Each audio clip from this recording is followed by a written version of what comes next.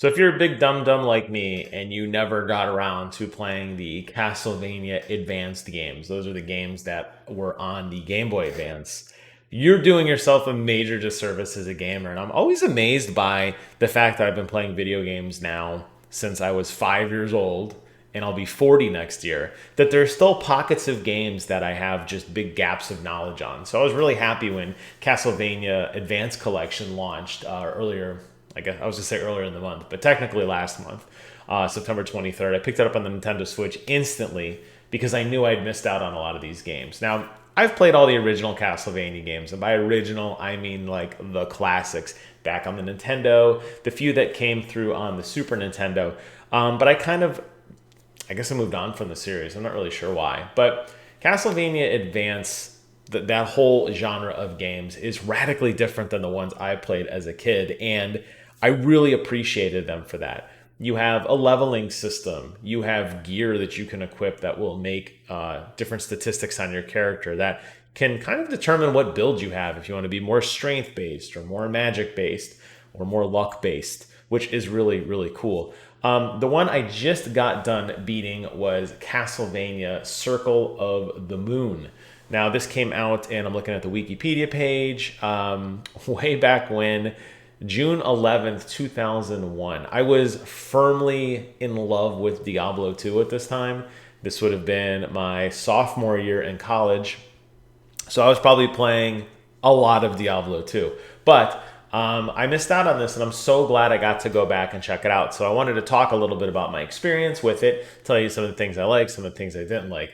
Ultimately, and I'm not going to do a separate video on the Castlevania Advance Collection, but I'll just say that I'm really glad when game companies elect to take some of their bigger hits and rebundle them, not even necessarily remaster them. I mean, this game has that collection wrapper around it, so obviously the games were not in a widescreen presentation back then, so either you get black bars on the side or you can get some generic 2D sprite background. They have a gallery that's included. They usually have a soundtrack type mode that's included. But the real key is they have a overlay wrapper that allows you to run it like an emulator, to rewind the game if you made a mistake, or to quick save whenever you want in the middle of a move. You could just pause the game and say, I'm saving it here. That was invaluable for me. I didn't try to save scum at all.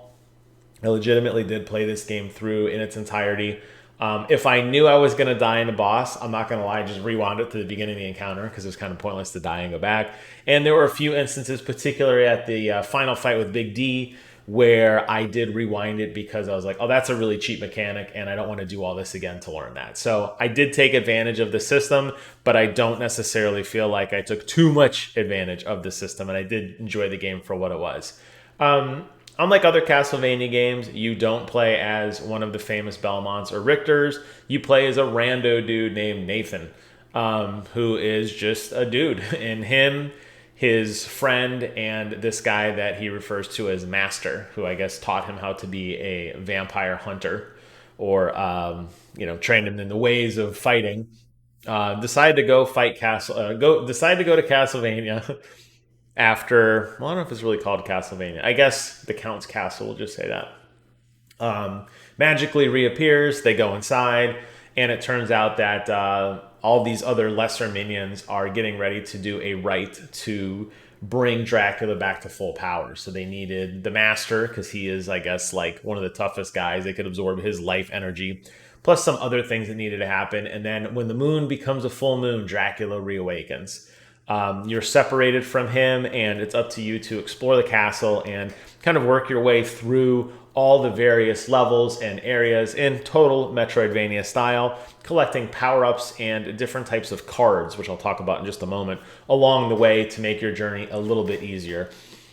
As with other Castlevania games, there's a lot of backtracking and a lot of exploration, but it's something I think that's very welcome, because the way the levels are designed and the way that you can instantly go to the map and see what rooms would lead to other areas is really nice. There is going to have to be some slight either utilization of a walkthrough or some memorization, because there's times that a walkway will just stop and you'll be lost on where to go, and you'll finally make your way back down there, like, oh yeah, this is like a sarcophagus that's blocking my way, or oh yeah, this is where that wooden box is that I can't push out of the way quite yet. So you are going to deal with that a little bit. So unfortunately, it's not as intuitive as, let's say, the Resident Evil 2 remake map, where it shows you every room and items that are in there, what you got, what you didn't, what's blocking your way. Obviously, this game was made in 2001. They didn't have that, but I would have loved to have that ability to either mark up my own map on an overlay, or if they had somehow overhauled the map. But I understand it's just kind of a cheap port. They just grabbed it and threw it in a cartridge. I'm not willing to pick on them for that. The game was designed the way it was. Just keep that in mind as you play through it. Some of the exploration will become a little frustrating, and you may spend a little longer than you should have in an area, like me. However, I don't feel it's all in vain, because you will be collecting more power, and by the end, you are going to be a bona fide badass. I was hitting enemies when the game first started, because it does have a damage indicator, for like 8 to 10 damage a hit, and by the end, I was coming through and I was getting close to 1,000. I felt very powerful then. Being able to take on these larger-than-life bosses and these elaborate boss fights was tons of fun, and I felt as I learned new abilities and worked my way up the ranks, I became the ultimate vampire hunter. And by the end, when I, of course, you're going to be you're going to be Dracula, right? Like, let's not fool ourselves here. I felt very powerful, and it felt earned. I felt like there was a definitely progression of my character, and I really liked that.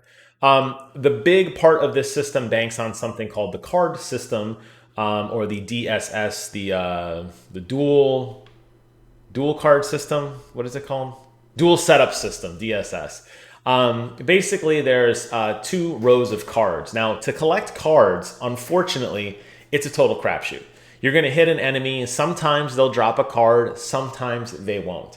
One of the nice features about this Konami collection is they did add an overlay on the right-hand side of the screen that indicates to you whether or not you've collected that particular card, and if the enemy you're fighting has a chance to drop a card, which was very nice. So sometimes you'll hit an enemy, and then an overlay will appear on the right-hand screen telling you there's like a question mark, like, hey, this guy has something. Although I didn't get it that particular kill, it let me know that I should farm it. I leave the level, come back 3 or 4 times, or I just kind of keep an eye out for what cards I can collect. Now, it's a cool idea in theory. Basically have cards that are modifiers, and then you have cards that are basically additional modifiers. Think of it like an action and an attribute system. That's the way that Wikipedia describes it, and I think that's a very good way of assessing it. All the cards do different things, and they rely on magic. So, for example, there might be a card that modifies all your weapons with flames. So maybe one of the things turns your whip into a flame whip, or makes you have a flame shield, or something along those lines. And you can mix and match these combinations to uncover what all of these different abilities do. And that was actually a lot of fun. The ability is unknown until you kind of figure out what it's supposed to do. Most of them were based on attacking or defending or doing some sort of action. It's very clear. It's not like there's this huge hidden button press combination like Street Fighter or something where you have to like figure out what's going on. But it's fun because you kind of mix and match and find the abilities that work for you. Some of the abilities were very radical, by the way. One of them completely replaces your whip with different types of swords, which was really cool. You get an ice sword, a fire sword, a rose sword. That I thought was really neat. There are other abilities as well that turn you into a martial artist, where you go over and actually punch and kick enemies instead of using your whip. It's maximum amounts of damage, but you got to be really, really close. So there is a risk-reward level there, and you're going to find the cards that you like that work for you and primarily stick to them. Unfortunately, the card system is so grindy that I didn't experience all the cards. There is an area in the game called the Battle Arena, which basically has enemies that allow you to kind of farm in a sense, and that's the best place to go to kind of get ready. Just through the natural progression, I want to say I picked up maybe 40% of the cards, but I felt it was enough for me to advance the story, primarily because I got lost a few times and I spent a significant amount of time inadvertently grinding enemies as I worked my way through some particularly tricky areas. So I was very powerful, maybe too powerful. I'm not really sure what the recommended leveling was when you get to the end to fight Dracula. He was not a threat for me, but I didn't have all the cool cards at my disposal. But I had enough that I knew what to do. Oh, he's going to hit me with this attack. Let me put on my ice shield. Oh, there's an enemy that's above me vertically. Let me equip the rose sword, or things like that.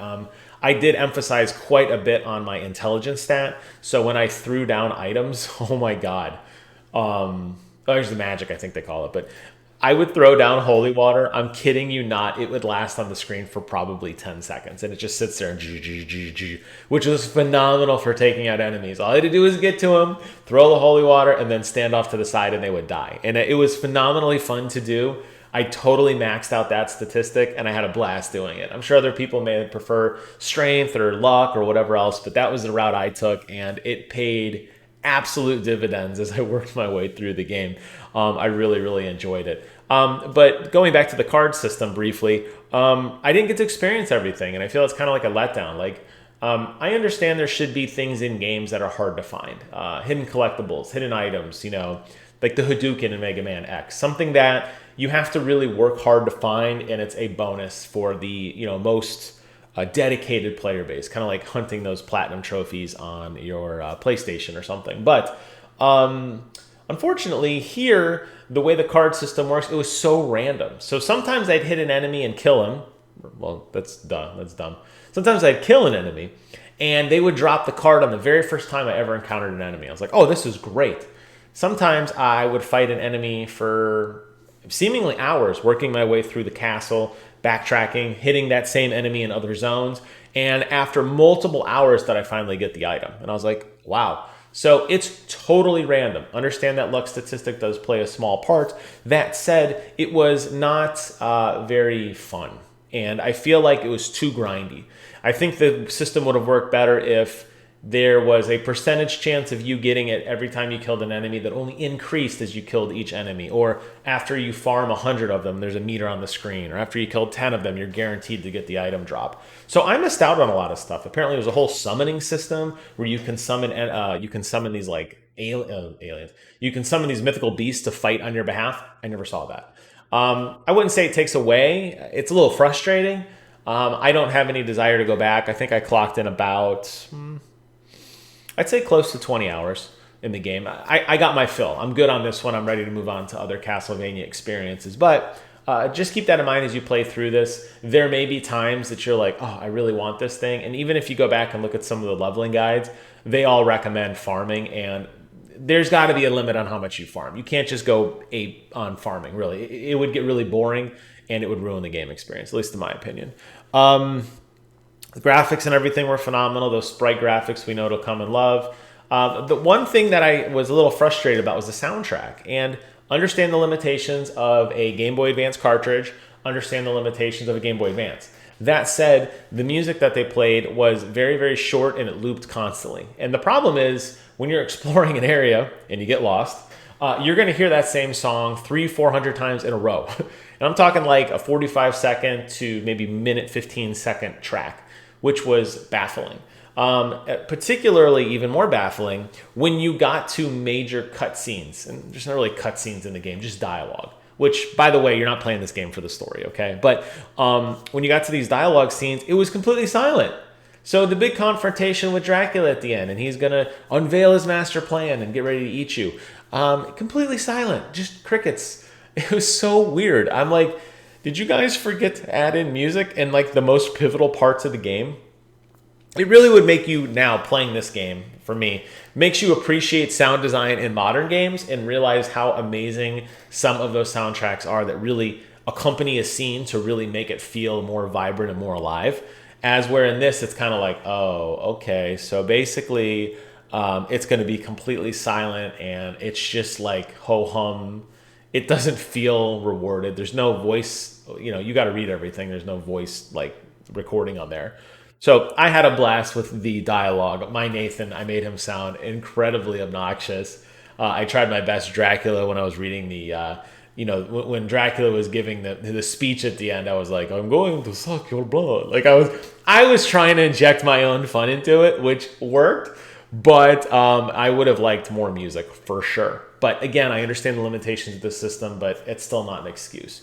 Ultimately, I love this game. I'm really glad I got to play it. I'm really glad that Circle of the Moon exists, at least for me now. I can actually talk intelligently about some of those golden year Castlevania games.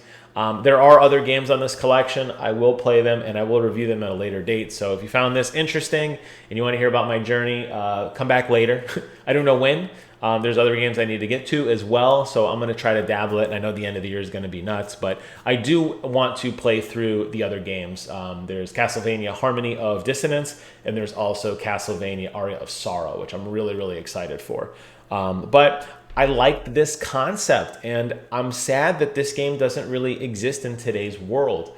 I hear that Konami may be resurrecting some of their old game divisions, so maybe in the future we will get to see a return to form here. But when you think about this 2D side-scrolling with leveling and basic gear, it's hard to find a game that fits that bill that is iconic as Castlevania.